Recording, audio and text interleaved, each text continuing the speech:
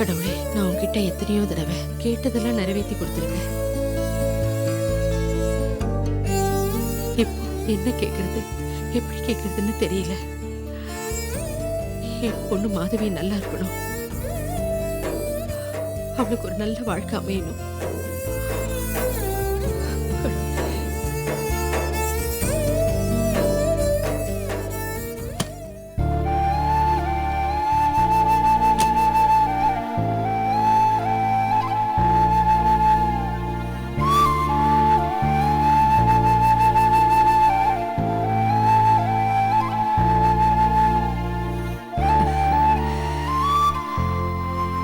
உனக்காக தம்மா வேண்டிக்கிட்டு இருக்கேன்.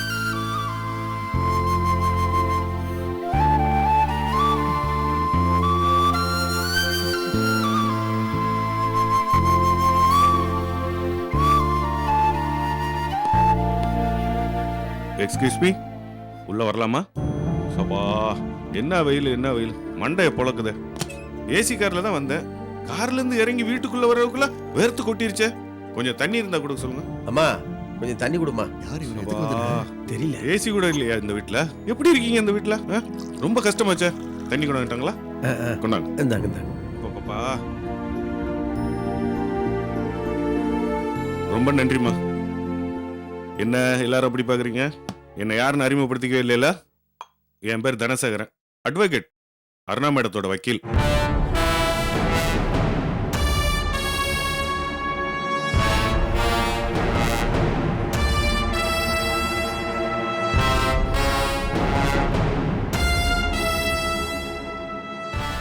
இங்க மாதவிங்கிறது நான் தான். உங்ககிட்ட சில விஷயங்கள் பேசணும். பேசலாமா? சொல்லுங்க சார், என்ன பேசணும்? உங்களுக்கு நல்ல விஷயம்தான். நடந்த விஷயம் எல்லாத்தையுமே அருணாமேடம் என்கிட்ட டீட்டெயிலாக சொல்லிட்டாங்க. அவங்க பக்கம் நியாயம் இருக்கிறதுனால தான் நானே நேரடியாக உங்களை பார்க்க வந்தேன். சுத்தி வளைக்க வேணாம் சார், என்ன விஷயம்னு சொல்லுங்க. இதை கொஞ்சம் படிச்சு பாருங்க. பரவாயில்ல சார், நீங்களே சொல்லுங்க. அருணாமேடமும் மனோகர் சாரும் இல்வாழ்க்கையிலேருந்து சுமூகமா விலகி போறதா முடிவு பண்ணி பரஸ்பரம் விவாகரத்து கேட்டு மனு போட்டிருக்காங்க. அதோட காப்பி தான் இது.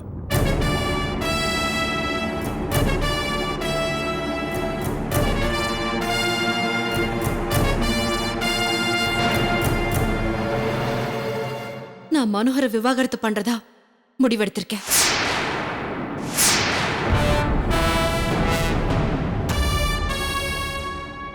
மாதவியும் மனோகரும் சேர்ந்து வாழறதுல எனக்கு எந்த அப்ஜெக்ஷனும் கிடையாது.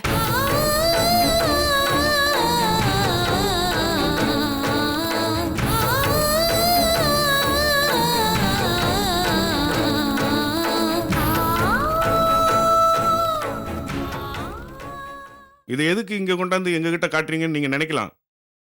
இன்னைக்கு மனோகர் அருணாவோட பிரிவுக்கு மாதவி ஒரு முக்கியமான காரணமா இருக்காங்க. நீங்க தப்பா நினைக்காதீங்க. மனோகர் சார் வாழ்க்கையை விட்டு நீங்க எப்போ விலகி போயிருக்கலாம். ஆனா அவர் மனசுக்குள்ள உங்க நினைப்பு இன்னும் போகல. அந்த நினைப்பு தான் அருணா மேடத்தோட மனோகர் சார் சேர்ந்து வாழ முடியாம தடுக்குது. இதையெல்லாம் சட்டத்துக்குள்ள கொண்டு வரணும்னு நாங்க நினைக்கல. அருணா மேடம் எந்த அளவுக்கு நல்லவங்களா இருந்தா இப்படிலாம் நடந்துக்குவாங்க? கொஞ்சம் யோசிச்சு பாருங்க. நீங்களும் மனோகர் சாரும் சேர்ந்து வாழணும்னு அருணா மேடம் எடுத்துக்கிற சிரமம் உங்களுக்கு புரியணும். இது அவங்க சொல்லி நான் இங்க சொல்ல வரல. நானா செல்ஃப் இன்ட்ரெஸ்ட் எடுத்து அவங்கள பார்க்க வந்தேன். மனோகர் சாரோட நீங்க வாழ போற வாழ்க்கை ரொம்ப சிறப்பானது அமைய என்னோட வாழ்த்துக்கள். ரொம்ப நன்றி. வரமா? தண்ணி கொடுத்ததுக்குலாம் ரொம்ப தேங்க்ஸ். நான் வரேன். பெரியவர வரேன். பாப்பா வெயில நினைச்ச பயமா இருக்கு.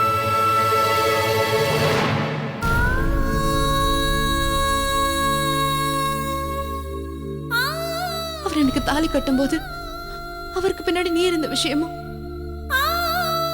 அவர் வாழ்க்கையில் நடந்த பிரச்சனைங்க எதுவுமே எனக்கு தெரியாது. தெரிஞ்சிருந்தா நான் அப்பவே விலகி போயிருப்பேன். அப்படிப்பட்ட கேரக்டர் உள்ளவனா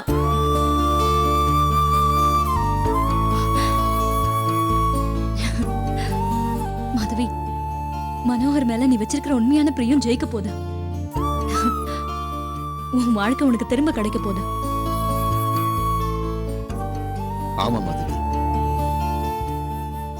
நியாயம் என்னைக்குமே தோத்து போகாது. இடையில நம்ம வாழ்க்கையில் நடந்த சில சம்பவங்களை நம்ம போதாதவர்களும் நினைச்சு நம்ம மறந்துடணும். மனோகரோட நீ சேர்ந்து நல்லபடியா வாழணும். என்னண்ணா பேசுறீங்க? நடந்த சம்பவத்தோட இழப்பு வெறும் காலங்கள் மட்டும் இல்ல, மனசோட உணர்வு. உடைஞ்சு போன விஷயத்தை ஒட்டினா கூட கடைசி வரைக்கும் அதுல இருக்கிற வடு மாறாது. அந்த வடுவால உடம்புல வலி இருக்காது மாதவி, ஆனா மனசுல இருக்கும். அம்மா, என்னம்மா பேசுறாங்க இவங்க? நீ எடுத்து சொல்லுமா. அம்மா, விதி உனக்கு நல்ல காலத்தை கொண்டு வந்தாலும் ஓ சுய புத்தி அதை தடுக்குது பாத்தியா? மாமா, விதி புத்தி இதெல்லாம் நம்ம மனசு தாண்டினது. என்னோட மன உணர்வுக்கு நான் மதிப்பு கொடுக்கறேன். அது தப்புன்னு நீங்க சொன்னீங்கன்னா அந்த தப்பை நான் செய்வேன்.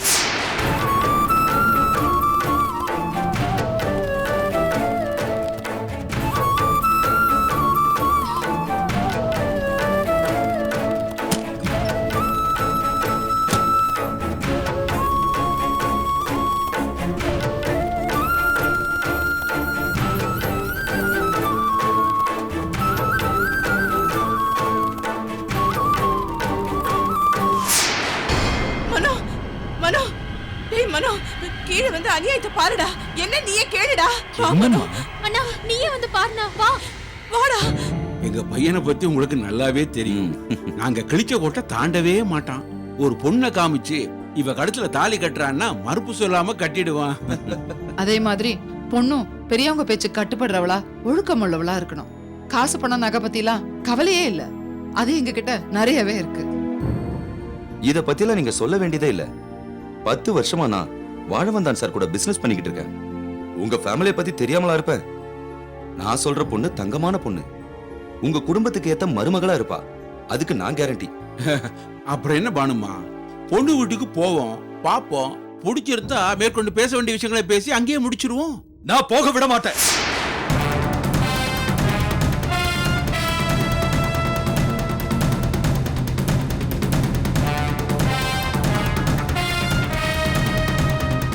என்ன தேவையே, வந்ததும் வராததுமா உன் மகன் அபசோனமா பேசுறான். இந்த பேச்செல்லாம் என்கிட்ட வேண்டாம், சொல்லிட்டேன். மதிவாணனுக்கு பொண்ணு பாக்குறதை இத்தோட நிறுத்திக்கங்க. இல்லனா நான் சட்டப்படி நடவடிக்கை எடுக்க வேண்டி வரும்.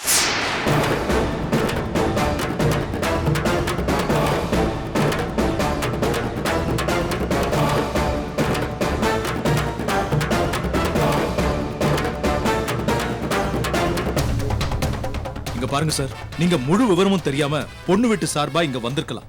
விஷயம் என்னன்னா, மதிவாணனுக்கும் என் தங்கச்சி கீதாவுக்கும் ஏற்கனவே மேரேஜ் செஞ்சு வைக்கிறதா நாங்க எல்லாரும் பேசி முடிவு பண்ணிட்டோம். அத மீறி எதுவும் நடக்காது. அதனால நீங்க உங்க டைமை வேஸ்ட் பண்ணாம ப்ளீஸ் கிளம்புங்க.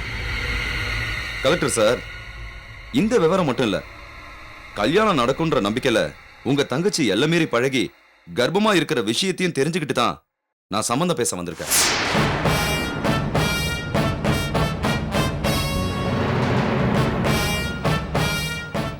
வாழவந்தான் சார் எல்லா விவரத்தையும் என்கிட்ட முன்கூட்டியே சொல்லிட்டாரு. என்ன பேசுறீங்க நீங்க? இவங்க வார்த்தையை நம்பி என் தங்கச்சி வாழ்க்கையை கேள்விக்குறியாக்கிட்டு இருக்கா. நீங்க பொண்ணு தரேன்னு வந்து நிக்கிறீங்க. இதெல்லாம் அநியாயமா உங்களுக்கு தெரியல? என்னையா அநியாயம்? உங்களை நம்பி என் பொண்ணு வாழ்க்கையை தொலைச்சிட்டு வந்து நிக்கிறா, அது மட்டும் நியாயமா தெரியுதோ உங்களுக்கு? இத பாருங்க, அது வேற இது வேற. தயவு செஞ்சு அதுக்கும் இதுக்கும் முடிச்சு போட வேண்டாம். ஏன் பழசெல்லாம் மறந்து போச்சோ? என் பொண்ணை கட்டிக்கிட்டா தான் உங்க தங்கச்சியை என் பையன் கட்டிக்கோன்னு தானே பேசணும். அதான் நடந்துருச்சே. எங்க நடந்துச்சு? சும்மா பேரு கட்டிட்டீங்க, இப்போ வெட்டிக்கிறேன்னு சொல்றீங்க. அப்புறம் நாங்க என்ன பண்றது? பேசினபடி நீங்க நடக்காதப்போ நாங்க மட்டும் எதுக்கு உண்மையா நடந்துக்கணும்? என்ன பேசுறீங்க நீங்க? இத பாருங்க, நான் நல்ல விதமா சொல்றேன். இந்த விஷயத்தை இத்தோட விட்டுருங்க. இல்லனா சட்டப்படி என்ன செய்யணுமோ அதை செய்யறதுக்கு ஒரு நிமிஷம் கூட நான் தயங்க மாட்டேன். என்னையா பூச்சாடி காட்டுறியா? யோ, சட்டம் என்ன உனக்கு மட்டும் தான் சப்போர்ட் பண்ணுமா? எங்களுக்கும் சட்டம் தெரியும். சட்டப்படியே மோதிப்பாரு. வருமா, போங்க போய் மதிவான கூட்டு வாங்க, நாம போய் பொண்ணை பார்த்துட்டு வரலாம். போங்க. என்னென்ன பண்றீங்க? பாவனை என் பொண்ணு, அவ வாயும் வயிறுமா இருக்கான்னு தயவு செஞ்சு கொஞ்சம் நினைச்சு பாருங்கன்னு. அதுக்கு நான் என்ன பண்றது? உன் பொண்ணு தலையெழுத்து அப்படி இருக்கு. அப்படி எல்லாம் சொல்லாதீங்கன்னு, தயவு செஞ்சு அப்படி எல்லாம் பேசாதீங்கன்னு. உங்க பேச்ச கேட்டுதான் அவன் மதிவாணனுடைய பழகுனா. அதுக்காக ஒரு வரமுறை வேணா வயிற்றுல சுமக்கிற அளவுக்கு பழகுவாங்க? அண்ணே, நீங்களே எங்களை கைவிட்டுட்டீங்கன்னா நாங்க என்னென்ன பண்ணுவோம்? இது பாருமா, அண்ணே, தயவு செஞ்சு எல்லாம் நிறைய யோசிச்சு தான் அந்த முடிவுக்கு வந்திருக்கேன். என்னால ஒண்ணும் பண்ண முடியாது. என்னங்க அண்ணி, என்னங்க அண்ணி, என்னங்க அண்ணி, என்னங்க மதிவாணனை காணோங்க. நல்லா தேடினீங்களாமா? ஐயோ, நல்லா வீடு முழுக்க தேடினங்க, அவனை காணோம். சரி சரி, பதட்டப்படாதீங்க, போன் பண்ணி பார்ப்போம். அம்மா, கீதா கூட காலையில கோயிலுக்கு போறேன்னு சொல்லிட்டு போனாமா, இன்னும் வரலம்மா. என்னடி சொல்ற? சுவிட்ச் ஆஃப் பண்ணிருக்கான். அப்ப எங்கெங்க போயிருப்பான்? எங்க போனானோ? மனோ, கீதாவும் காலையில வெளியில போனாலாம், இன்னும் வரலடா. எங்க எங்க போறேன்னு சொன்னா? கோவிலுக்கு போறேன்னு சொன்னாளான்னு. ஓ ஓ போனமா, எனக்கு புரிஞ்சு போச்சு, புரிஞ்சு போச்சு. அம்மா மாதிரியே இவளும் நம்ம பையன் எடுத்துட்டு ஓடி போயிட்டான். ஐயோ, என்னங்க சொல்றீங்க? விட மாட்டேன். ஓ, என்ன பண்ற பாரு. நான் பார்த்துட்டு வரேன், இருமா. அண்ணே, நான் சொல்றத கேளுங்க. யோ செக்யூரிட்டி, காது தர கதவை. அண்ணே, என்ன தைரியம் அவளுக்கு? ஏ டிரைவர், அண்ணே, அவசரம் வண்டி அடியா. அண்ணே, என் பொண்ணு ஒண்ணும் பண்ணிடாதீங்க. எங்க போனாலும் அவங்கள விட மாட்டேன். நான் சொல்றது கேளுங்க. இந்த தைரியம் இருந்தா உன் மகன் இப்படி பண்ணிருப்பா.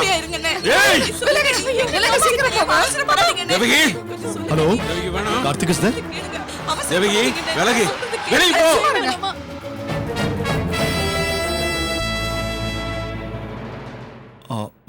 I'll call you.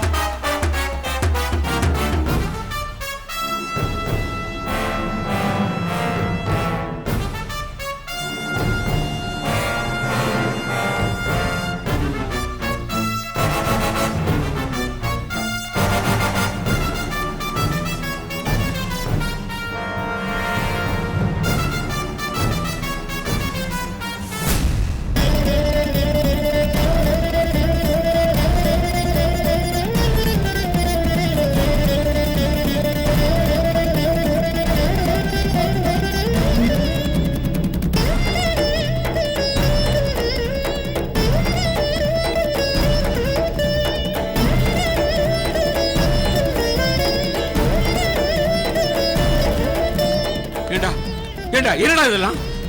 என்ன காரியம் பண்ணிருக்க? நேத்து வாய்கிலேயே பேசிட்டு இன்னைக்கு இவ கூப்பிட்டான்னு அவ கூட போய் அவளை கல்யாணம் பண்ணி கூட்டிட்டு வந்திருக்கியா? உன்னை எவ்வளவு நம்பி இருந்தேன், என் கழுத்தை அறுத்துட்டியடா. நீ ஏண்டா இப்படி பண்ண? ஏய், ஏய். அப்பா,